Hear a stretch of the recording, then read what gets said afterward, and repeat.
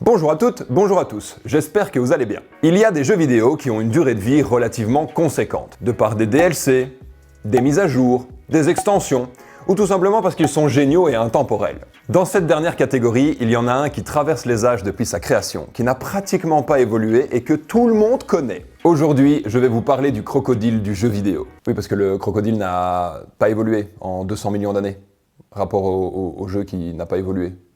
J'adore les animaux. Aujourd'hui, je vais vous parler du jeu Tetris. Mais je ne vais pas vous raconter l'histoire du jeu, ni même l'histoire de la bataille juridique qu'il y a eu autour du jeu pendant plusieurs années. Si ça vous intéresse, sachez qu'il y a plein de vidéos sur YouTube qui traitent le sujet. Et il y a aussi un film qui est sorti en 2023. Bon, il est probablement un peu romancé à la Hollywood comme il faut, mais voilà, c'est toujours intéressant à savoir. Non, moi ce qui m'intéresse aujourd'hui et que j'ai envie de partager avec vous, c'est l'histoire des records sur ce jeu. Et l'histoire très récente d'un gamin de 13 ans qui a été le tout premier ever à battre Tetris alors que le jeu existe depuis plus de 34 ans.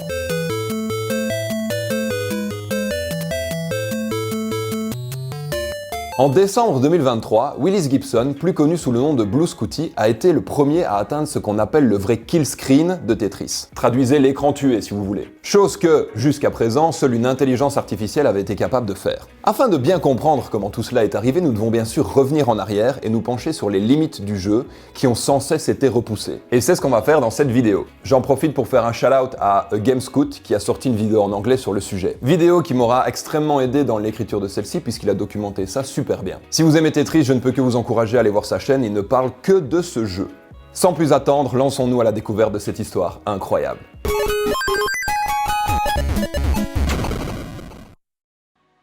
Lorsque Tetris sort sur la NES en 89, les joueurs découvrent un jeu extrêmement simple mais addictif où le principe est d'empiler des pièces de différentes formes pour former des lignes. Petite parenthèse, on va se concentrer dans cette vidéo sur la version NES de 89, bien que la version la plus vendue du jeu soit celle sur Game Boy, avec plus de 30 millions d'exemplaires vendus uniquement sur cette console. Mais c'est bien sur NES que les records sont établis. Fin de la parenthèse. Revenons au jeu.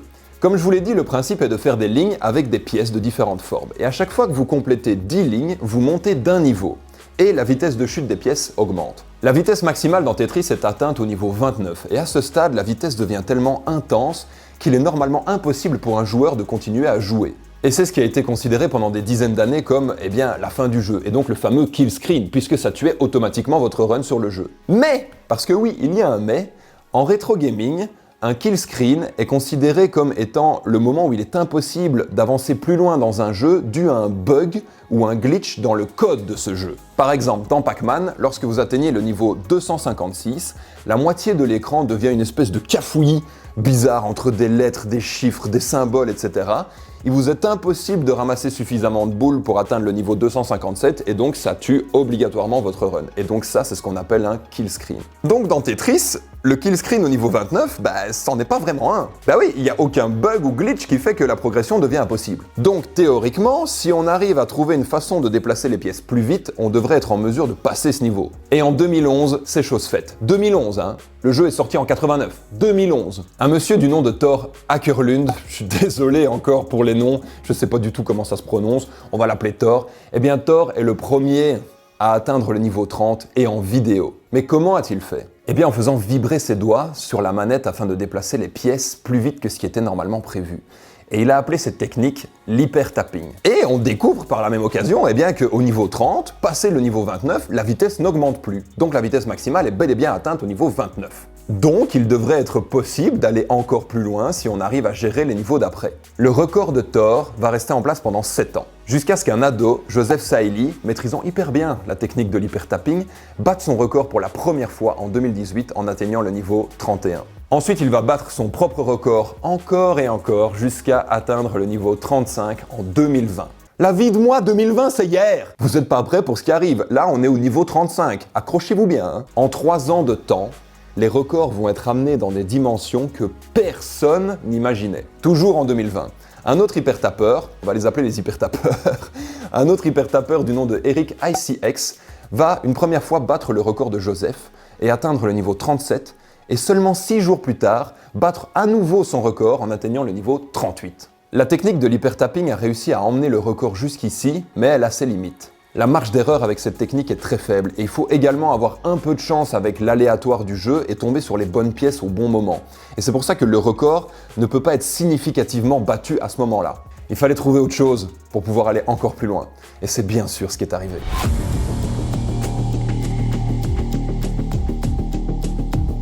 En 2020, un joueur nommé Cheese a combiné deux techniques. Une qu'on va appeler le multi-tapping, créé par Hector Fly, et une autre technique qui consiste à utiliser un doigt à l'arrière de la manette afin de pousser celle-ci vers un autre doigt. Enfin bref, voici une illustration qui vient de la vidéo de Gamescoot parce que je considère qu'elle est 1000 fois plus parlante que toutes les explications que je pourrais vous donner. Cheese appelle sa technique le rolling, et grâce à elle, il est capable d'aller presque 2 fois plus vite que les meilleurs hypertapeurs. Et donc c'est très logique qu'il soit le premier à atteindre le niveau 40 en 2021. Un mois plus tard, un hypertapeur du nom d'Alex T reprendra le niveau à Cheese en atteignant le niveau 41. Mais c'est la dernière fois qu'un record sera établi avec cette technique de l'hypertapping. Au cours des mois qui suivront, de nombreux rollers, on va les appeler les rollers, ok? Aucun sens, Xavier, ce que tu es en train de faire. Vont battre le record du monde jusqu'à ce qu'Eric ICX, vous vous souvenez de lui, atteigne le niveau 95 en avril 2022. La technique du rolling a propulsé les barrières dans la stratosphère. Mais Tetris n'avait pas dit son dernier mot.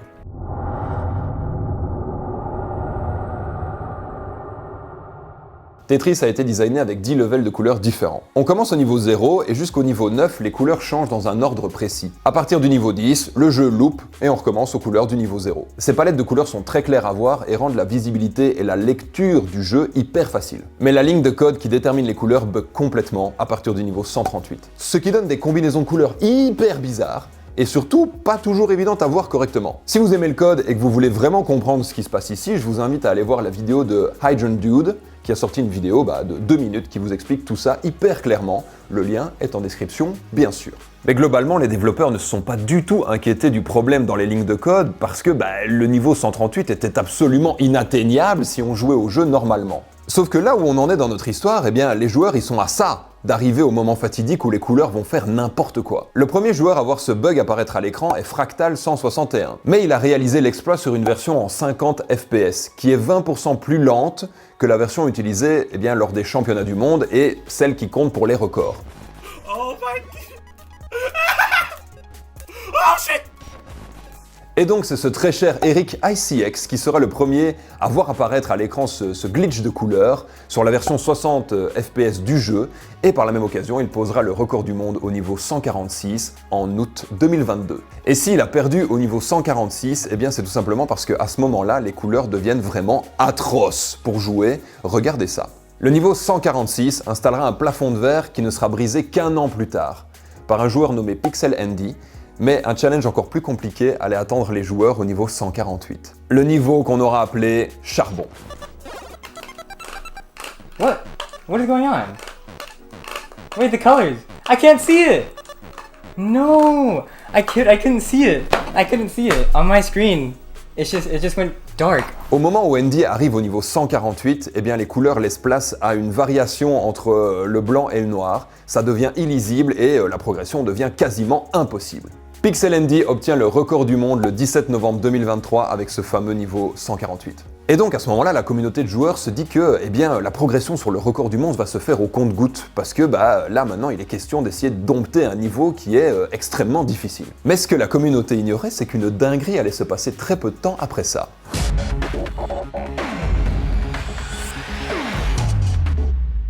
On retourne en 2021. Un programmeur du nom de Greg Cannon va créer une IA pour Tetris qu'il va appeler StackRabbit. Non affecté par la fatigue visuelle ou l'endurance, le programme arrivait à enchaîner les niveaux les plus difficiles et à atteindre des scores jamais vus ou imaginés précédemment. C'est d'ailleurs Greg qui nommera les différents niveaux au fur et à mesure qu'il les voyait défiler. Le fameux niveau 146 qui aura fait tomber Eric sera nommé Dusk, traduisez crépuscule, et c'est également Greg qui nommera le niveau 148 en charbon, qu'il aura appelé Charcoal. Charcoal? Charcoal. Charcoal. Charbon en anglais. Il constatera aussi que le niveau 235 est un petit peu plus particulier que les autres, étant donné qu'il dure 800 lignes au lieu des 10 habituels.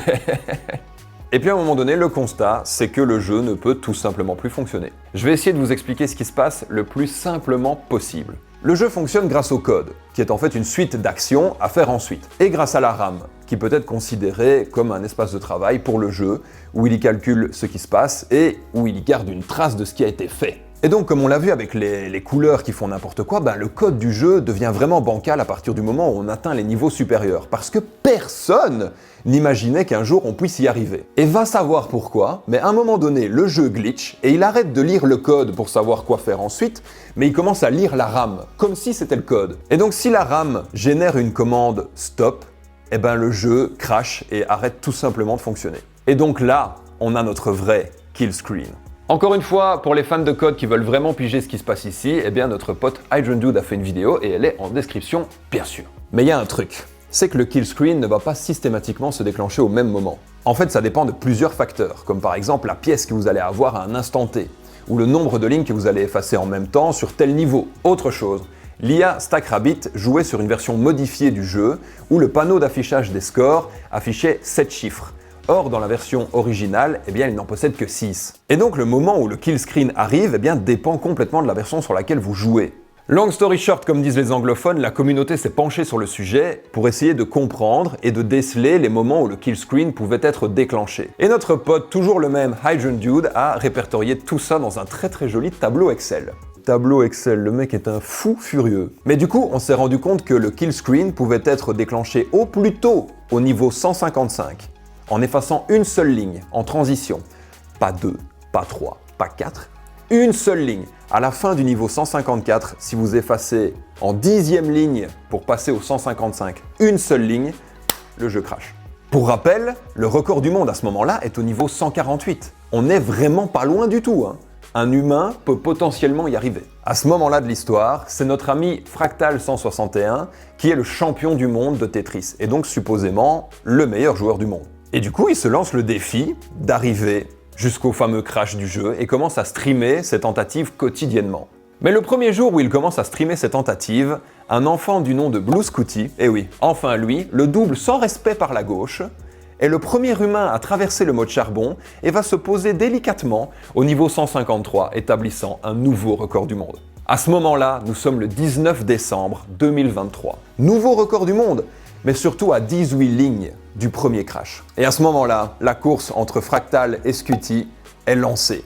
Qui va y arriver le premier? Fractal a continué ses runs pour essayer d'y arriver le premier et dans la foulée a quand même réussi à battre le score de Scooty. Parce que oui, il y a un tableau de record pour le niveau auquel vous êtes arrivé, mais il y a aussi un tableau de record pour le score que vous avez atteint lors d'une partie de Tetris. Et du coup, c'est pas pareil, c'est deux tableaux différents. Et donc à ce moment-là, Scooty reste en première position sur le tableau du record du niveau, mais c'est Fractal qui a la première position sur celui des scores. Et il est premier avec 6 737 360 points. En gros, plus vous effacez de lignes en même temps, plus vous marquez des points dans Tetris. C'est comme ça que le score peut être plus élevé malgré un niveau atteint plus élevé pour Scooty. Et le 21 décembre, lorsque Fractal se lance dans une nouvelle série d'essais en live, son chat l'avertit que Scooty est en train de réaliser une dinguerie.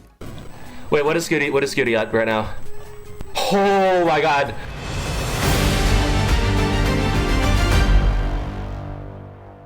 Le jeune Willis était on fire. Il passait level après level pour arriver enfin au mode charbon. Il arrive à garder son board très bas. Le mode charbon passé, il ne lui suffisait plus qu'à garder son sang-froid, jusqu'à arriver au moment du crash. Il bat son précédent record en atteignant le niveau 154. Et là, il ne lui suffit plus que d'effacer ligne après ligne, jusqu'à atteindre la 10e, celle qui allait le faire passer au niveau 155 et que le jeu crash. Easy non? 10 lignes à faire. Mais c'est là qu'il paniqua.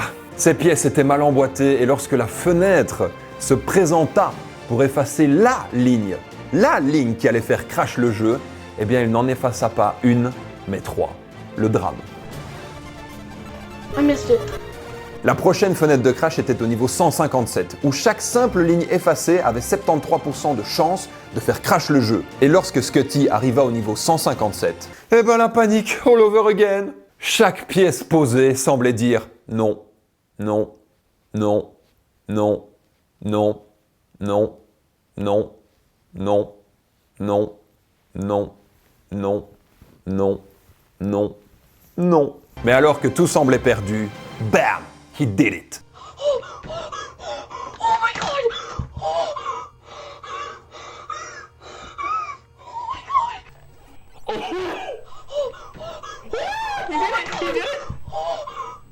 Pour la première fois en 34 ans, quelqu'un, un enfant qui plus est, avait réussi à battre Tetris, qui est resté pendant très longtemps considéré comme un jeu imbattable. Parce que même si vous êtes très très bon au jeu, à un moment donné, il finira par vous battre. Et là, c'est la toute première fois, sur toutes les parties de Tetris qui ont jamais été jouées sur la Terre, que c'est un joueur qui bat le jeu, et pas l'inverse. Au moment où Cheese avait inventé la technique du rolling, il a également déclaré qu'il avait peur que ça détruise la scène Tetris, tant sa technique était fumée. Mais au lieu de ça, ça a été une vraie renaissance, avec des records qui allaient toujours de plus en plus haut. Incroyable! D'ailleurs, maintenant que le crash a été atteint, ça ajoute de nouvelles catégories de records qu'on pourrait imaginer. Qui ira le plus loin avant de faire crash le jeu? Qui obtiendra le plus gros score avant de faire crasher le jeu? Qui sera le plus rapide à faire crasher le jeu? À l'heure où je vous parle, Fractal 161 a également réussi à faire crasher le jeu et lui il l'a fait au niveau 155.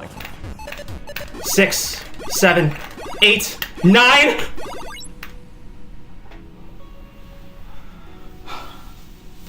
Et on a également Pixel Andy qui a été le 3e monde à y arriver. Intéressons-nous 2 secondes à ce loustic si vous le voulez bien. Le 11 janvier 2024, Pixel Andy a oblitéré le record du monde au score. Gamescoot en a également fait une vidéo dédiée, et si elle vous intéresse, elle est aussi en description, mais je vais vous donner le score. 8 952 432 points. En atteignant seulement le niveau 148. Pour info, le deuxième c'est Scutty avec 6 850 560 points. Voilà. Avant de conclure sa vidéo sur le sujet, Gamescoot pose une question hyper intéressante et j'ai également envie de vous la poser. Que se passerait-il si au lieu de faire crasher le jeu intentionnellement, on essayait de l'éviter? Bon, il donne la réponse et du coup je vais vous la donner vite fait aussi. En gros, plusieurs personnes ont créé une simulation de Tetris où il est possible de rentrer manuellement toutes les actions. Ce qui permet de placer les pièces là où on veut afin d'éviter le crash. Et il s'avère que le jeu a une limite. C'est comme si, au lieu de s'affronter, le joueur et le jeu faisaient équipe pour aller le plus loin possible. Et ce plus loin possible, c'est le niveau 255. Ce niveau est totalement rouge et est tellement instable que 5 pièces sur 7 feront crash le jeu si vous les laissez tomber à vitesse normale. Donc vous devez absolument toutes les envoyer vers le bas le plus rapidement possible pour éviter le crash. Et lorsqu'on finit le niveau 255, eh bien le jeu loupe et recommence au niveau 0. Donc, on a le premier kill screen, qui n'en est pas vraiment un, c'est le moment où le jeu vous bat. On a le vrai kill screen, le moment où le jeu crash. Et bien ici, on aurait ce qu'on va appeler le rebirth screen. Screen. Le moment où le jeu et le joueur font équipe pour sortir victorieux. Putain, mais si ça c'est pas beau, je sais pas ce qu'il vous faut.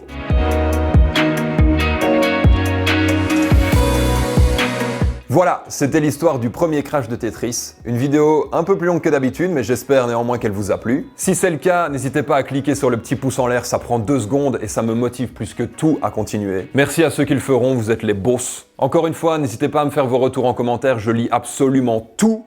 Et je réponds si bien, le commentaire nécessite réponse. J'ai pas grand chose à ajouter sur cette histoire, je vous avoue que j'ai appris fin d'année passée que le jeu avait enfin été battu et j'ignorais complètement, je l'avoue, qu'il était encore vivant et qu'il y avait vraiment une énorme communauté autour de ce jeu-là, et ça régale. Il a fallu 34 ans pour que quelqu'un arrive à enfin faire crash le jeu, et dites-vous que seulement 10 jours après ça, il y en a 2 autres qui y sont arrivés.